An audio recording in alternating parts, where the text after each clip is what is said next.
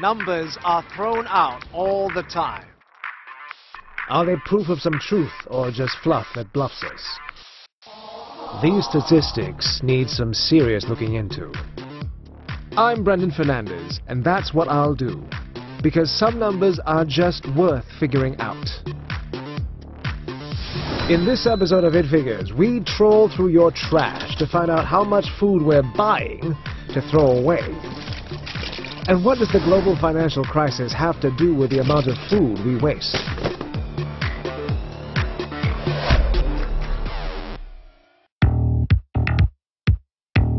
Singaporeans love to eat. We love it so much, we imported about 10 billion Singapore dollars worth of food in 2012. With barely any food production to speak of, our little red dot imported 90% of our food supply in 2012. But for a country that barely produces 1/10 of what we need to feed ourselves, we also buy a lot that gets thrown away. So, how much food have we been throwing away? Perhaps we should look first at how much food we've been buying. Let's take a look back 10 years. This is how our population has risen. There's been a 28% increase. From just over 4 million people in 2001 to 5.3 million today. But in that same period of time, look how much our food imports have increased. Our food imports increased about 91%. That's about a 50% increase in food imports per person since 2001. Food supply isn't the only thing on the rise. It's simple, really. More people, more food, more waste. In the last 10 years, our food waste has gone up by 28%. Last year, we threw away over 703,000 tons of food. That's enough to fill roughly 12,501 double-decker SBS buses. And by rough estimates, enough to feed the whole of Singapore for 240 days, or about 8 months. Break that down even further. And what it means is that everyone in Singapore is throwing away a whole loaf of bread every day.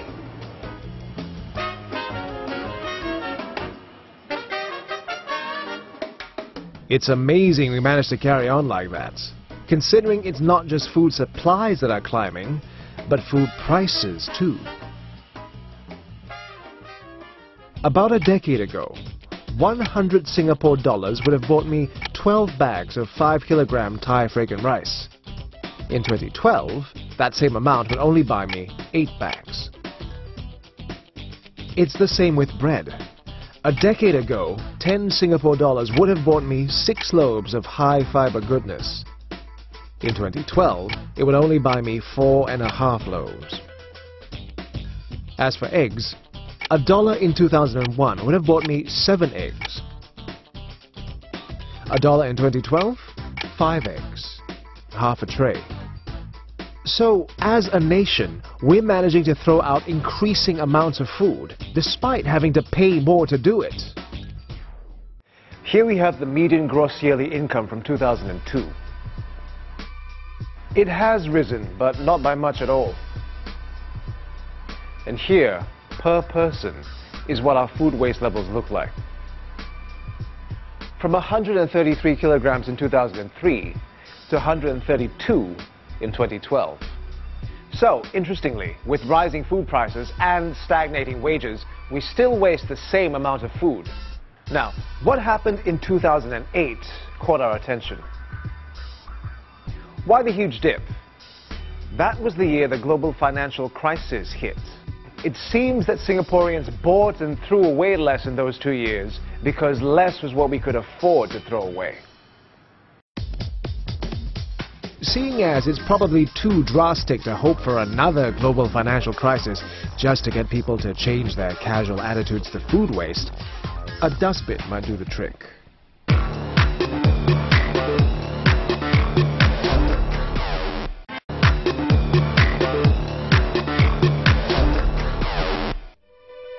We're talking about food waste. Last year, our tiny island generated over 703,000 tons of food waste, enough to fill up more than 100,000 garbage trucks. There is little official information about where this food waste comes from, what it comprises, and how much of what we throw away is actually still edible. So I'm going to try to figure it out, starting with a typical Singaporean household.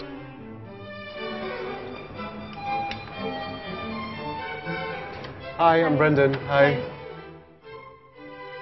This is the Tan family, a typical family of 5 with about $100 grocery bill each week. So the idea is we're going to be visiting you over the course of a week to figure out how much of what you spend on groceries actually goes to waste. Okay. Let's go? Yeah. Okay, thank you. Let's have a look and see what might be off. Expiry date. Yep, this expired in January. Oh. So I guess that goes there. Oh, this how about that? 2011. 2011. Oh, so this is about 2 years old. Yeah. Okay, that's definitely off. But before we go out for their weekly grocery shopping expedition, I'm going through their fridge and cabinets to find out what has already expired uneaten. This is everything that we found in the Tan family's fridge and cupboard that is past the expiry date. The oldest being the prunes here, which are 2 years past the expiry date. It's quite embarrassing. Well, I understand how you feel, but to be fair, I don't think you're the only family in Singapore to have this situation. We then accompanied the family on their weekly grocery shopping trip. We've asked the Tan family to keep all the food waste they collect over the course of a week. Food waste is not a Singaporean problem, it's a global one. 1/3 of all the food produced for human consumption is wasted every year. It's an economic, environmental and moral issue. In Singapore, 4 university students have taken up the cause. They call their project the Makan Mantra, and the aim is to make you realize just how much food you're throwing away.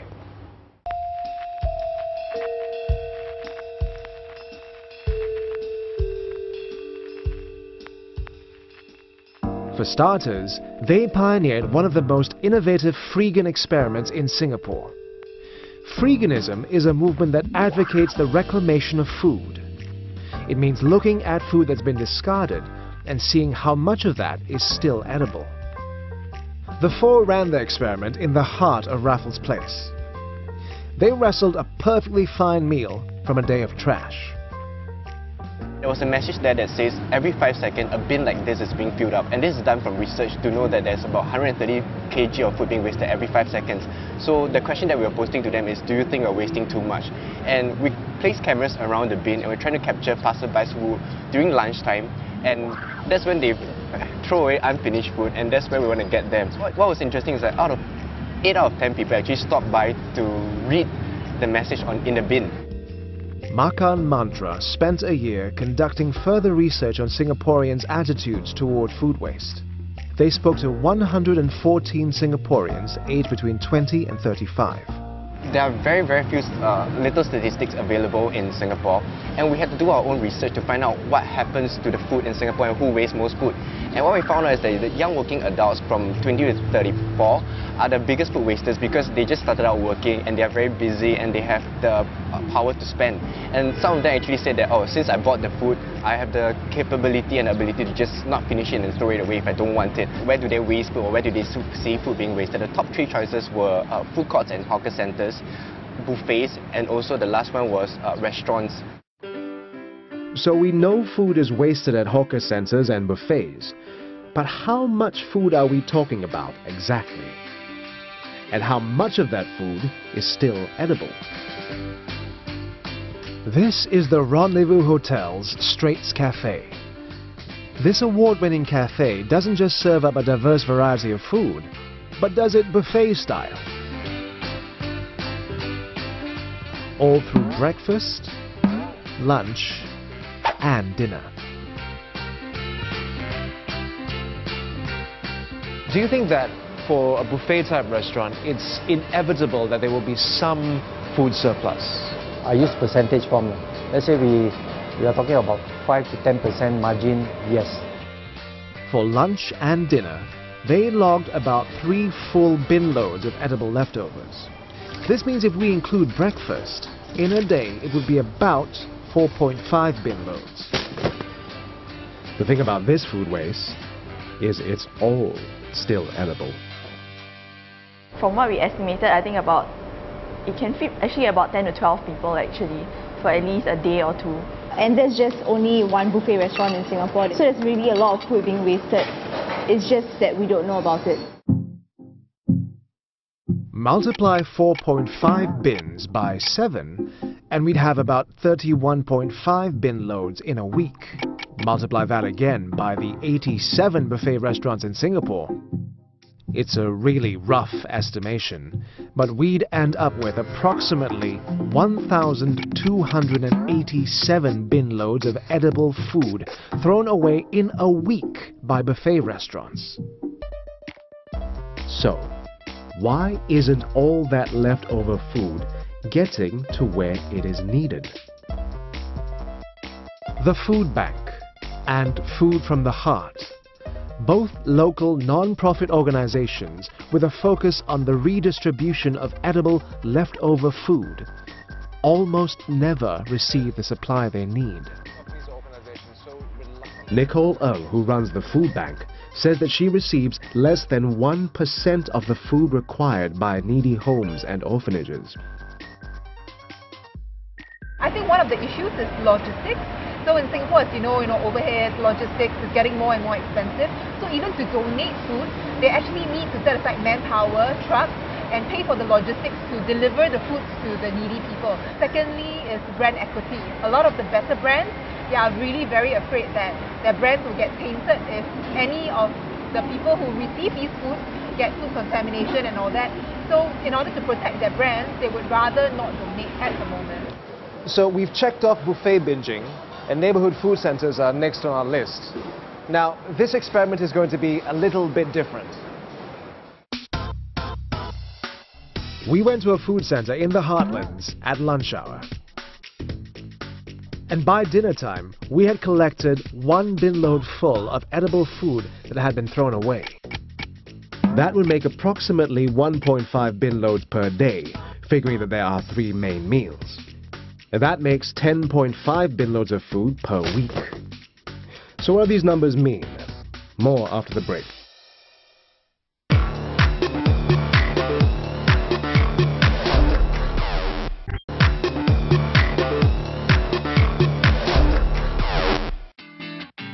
Makan Mantra is a group of university students who started their own social campaign promoting awareness of food waste. They've spent a year trying to find out the main reason why people waste food. We also asked them what are the top 3 reasons why you waste food. The top reason was actually the portion size is too big.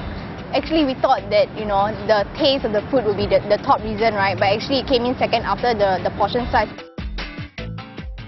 We bring Makan Mantra to a food center. Food centers are among the top wasters of food in this country. It's lunch hour in one of the busiest hawker centers in the heart of the central business district. In 2 hours, Makan Mantra collected enough leftovers to create 14 meals. It's all going into the bin now, but there was a time when all this wasted food could have been put to better use. Behind me is what was once Singapore's largest food waste recycling plant. It doesn't recycle food waste anymore. It hasn't done that since 2011. It just wasn't collecting enough food waste. Edwin Q is the man who set up IUT Global, the waste technology and management company that began the plant that has now pretty much gone to waste. The plant was intended to turn tons of food waste into biogas for electricity that would power about 10,000 homes. The plant was designed to accept up to 300 tons of segregated food waste. And we actually had a second phase plan which would take the 300 tons per day plant up to 800 tons. Understanding at that point of time, and we're talking about figures going back to 2005, 2006, where Singapore was generating about 1,600 tons of food waste from both residential and the commercial and industrial sector. We actually collected around about 120 or 130 tons per day of what we consider segregated food waste. It's been a week since I went grocery shopping with the Tan family.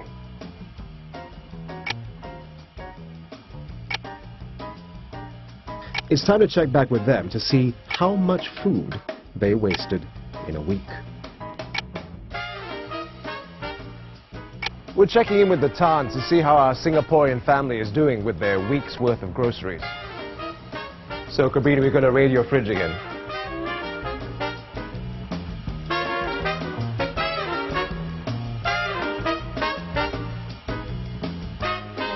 That one too? Yeah.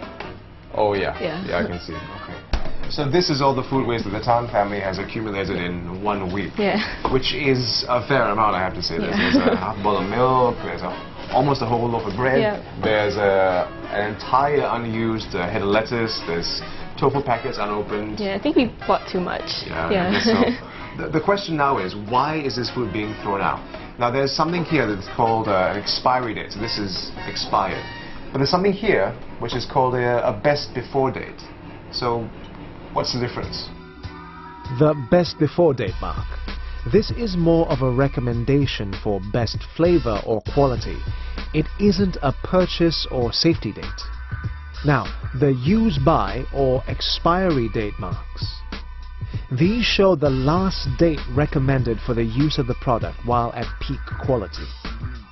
These are mainly for food which can go bad quickly, such as ready-prepared salads or pre-cooked meats. Using food after the use-by date increases health risk. However, if the food is frozen immediately after purchase, then the shelf life can be prolonged and extended beyond the use-by date. About 1/4 of what the Tan family bought while out grocery shopping ended up being thrown away.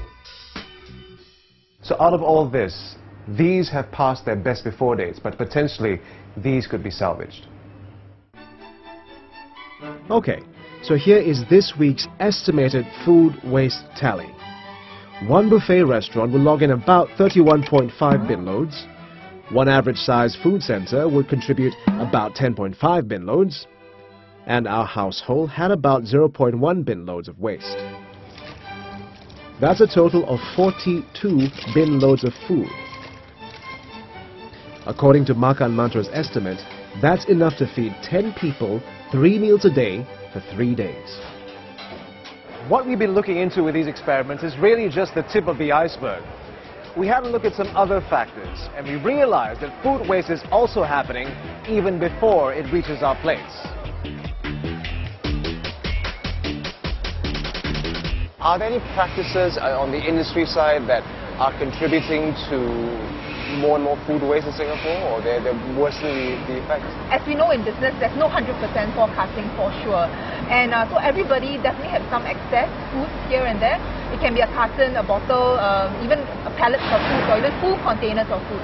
Second thing is you need to have some shelf life, long expiry dates, and things like that to actually safeguard the consumers. But because of that, let's say like some of the supermarkets, they have to ensure that whatever's on the shelf has a good shelf life, so that the consumers get the best product there.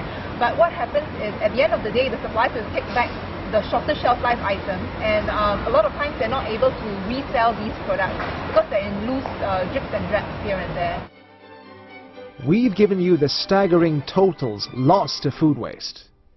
But what about the recycling numbers on the other side of the food fight? The National Environment Agency, or NEA, had a target of a 30% recycling rate for food waste by 2012. So, did we hit our target? Our recycling rate for food waste actually dropped from 16% in 2010 to 12% last year. So we're not even halfway there. I think the problem with food waste in particular, anything that is mixed up with food waste cannot be recycled, or it loses value because you need to clean the food waste from it.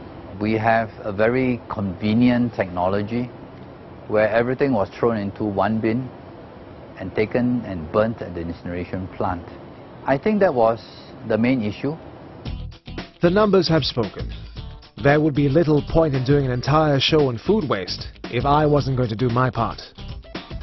So how much can one man do in one day? First up, the food bank. One of two Singaporean non-profit organizations, or NPOs, that collect leftover food. They give out 4 to 6 unsold birthday cakes to orphanages every month.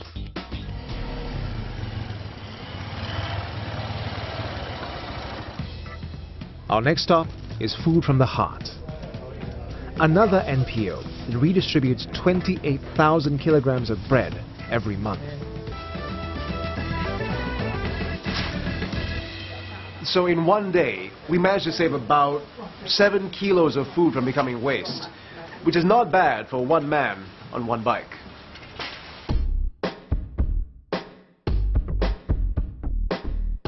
It seems, at the moment, more of an individual effort is needed to reduce that 88% of food waste that is being, well, truly wasted. So let's do our part and make sure none of the food that we have goes to waste.